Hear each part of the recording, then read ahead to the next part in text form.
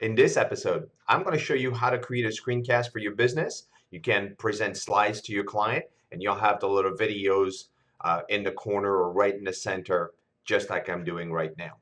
Let's get started.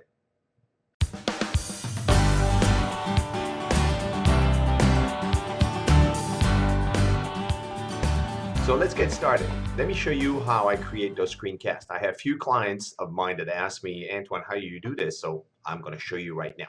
So first, before we start and go into the screencast and the actual tool I'm using, I want to show you the equipment that I'm using.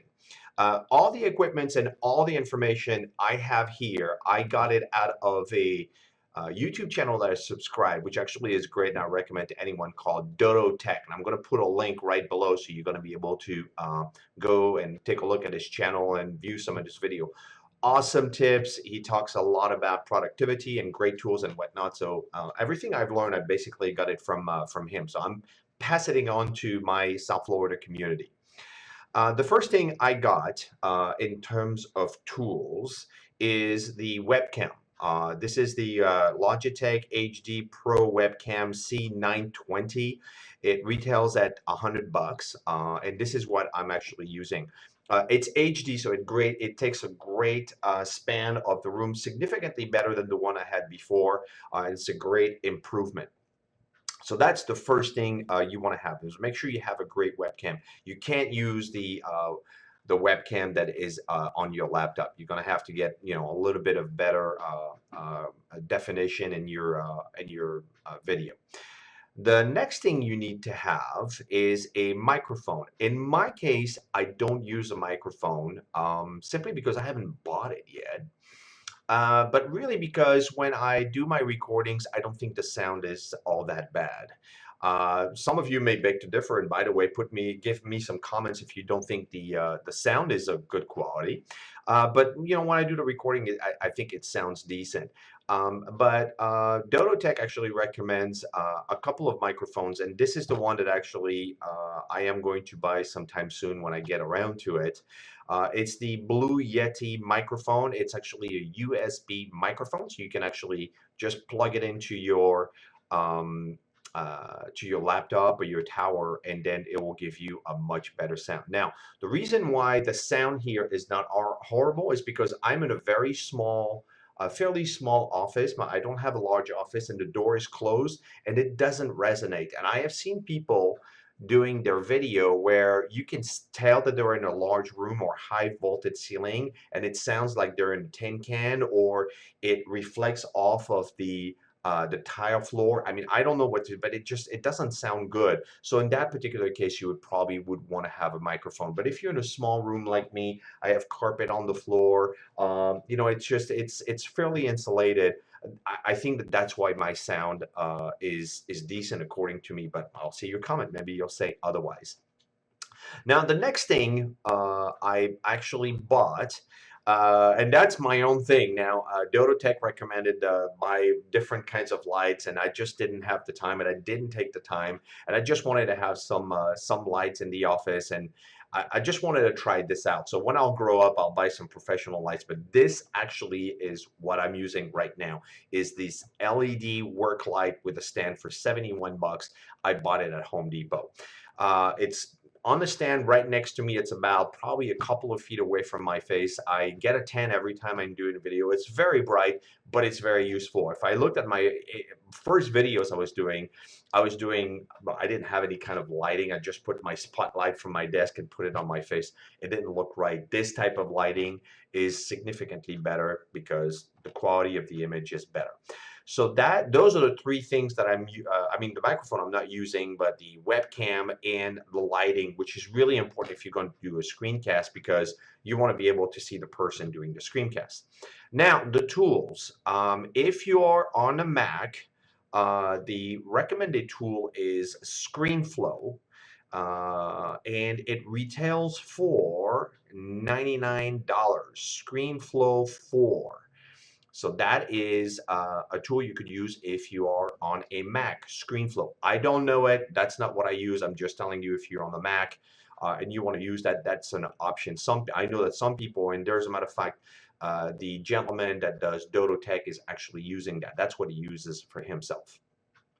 The next tool, which is the one that I'm using for myself, is Camtasia from TechSmith. That tool retails for $299, and I bought it and I installed it for PCs because I'm a PC. And if you are on a Mac, actually, it's 99 bucks. I don't think that's fair, but that's just how it is. So you guys are going to be paying less for Camtasia. I know that software, and I'm going to show you actually how it works. I don't know Screenflow, just know it's an option. But I know Camtasia, and I've played with it, and it's a great tool to work with. Now, before I bought Camtasia, I did my first video with Windows Movie Maker, which is for the amazing price of free. And I like that because I just wanted to try it out. You know, I wanted to see, am I going to be good at this stuff? Am I going to be able to do this? And before I invest money, like 300 bucks, it's not even the money, it's not even like 100 bucks, but before I'm going to invest something, I want to make sure that I'm going to be able to play with it and it's not completely over my head. I'll have to say that if you want to go into screencasting and get those tools, there is a learning curve. It's not rocket science, but it's not for everyone. And I'm going to say that if you are good in a Photoshop environment, slicing pictures, changing resolutions, and doing, you know, and working in a Photoshop environment, then Camtasia is going to be a breeze. It's not really that complicated, but I wouldn't recommend it to people that are borderline technophobes or having issues with softwares and whatnot. They're being overwhelmed by that. I wouldn't recommend it. Now, let me show you Windows Maker, which is the first one, which is what I started with. So you basically record your video. You can do it with a little webcam, and I actually used the webcam just like this one the first time I did it. A little Sony flip cam, digital camera, took the video. I have a little tripod and produced my video like this, just basically film myself in front of my desk. It wasn't the best way to do it, but that's how I did it. And I also did one for a friend of mine on this little tiny little camera, believe it or not. And it actually produced a fairly decent quality video, obviously for YouTube. Okay, I mean, this is not, we're not doing a movie here, right? We're just doing a YouTube video and it's just about presenting what you want to talk about. So those are options besides a webcam that's going to sit on top of your desktop. So when I did my videos with Windows Movie Maker, I did it with a webcam, imported the videos, and inside the tool here, there's all kinds of things that you can do. You can add some music. You can add your video tools, you can have your animations and how your slides are going through, you have some visual effects and so forth and so on. So, you know, because it's free, it's a great opportunity. And I did that before I bought Camtasia, because once I did it with Windows Movie Maker, I could tell that I was going to be able to do this. You know, it took me, I would say the first video I did, it took me about 6 to 8 hours before I nailed it. So self-taught myself, 6 to 8 hours for your first video. If you have that type of time, then that's what it's going to take to produce your first video and have it done properly, where you have you have the right sequence and the right intro and the right closing, and then just, you know, just basically getting it right. Now I am going to show you Camtasia. So this is Camtasia. So yeah, as you can tell, it looks a lot more advanced. And in this particular case, once I open Camtasia, I just basically click on record to screen. And what it does, it actually puts a frame on top of my desktop. And it's basically, it's telling me that it's going to record anything that is within this frame plus the webcam. And the webcam, I'm going to be able to place it wherever I want, right? So if you can see it right here, I have this is the webcam that it actually took individually from the screen. So I can take that little webcam here and put it in the bottom right corner. Just put it there. And if it's for the intro, I can actually change that and make it significantly larger. Just put it right in the middle, which is usually what I do. I put it over the screen, and there you have it. So you are able to actually start with a bigger webcam screen and then move yourself to the bottom right corner.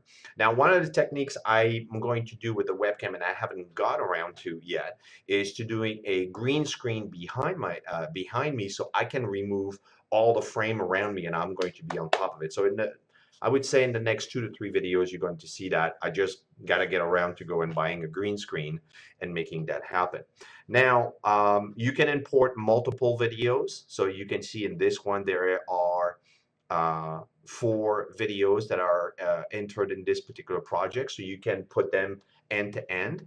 And then you basically drop them in the bottom. As you can see here, there is the beginning of the video, then there is the intro that I have built myself, and then there is the rest of the video, and then there is some text elements that are coming on top of the video that I can insert. And if you want to insert those, it's called a call out, where you can add from the library, you can add some music and whatnot. So you have all kinds of tools that are available to you to basically make yourself a YouTube video producer. I would say it's fairly easy. I mean, learning curve.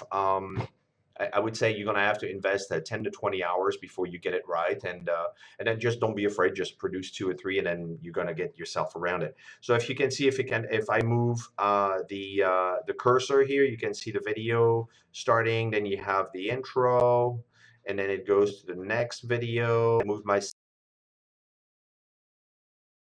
or in the right hand corner where I'm actually much larger here.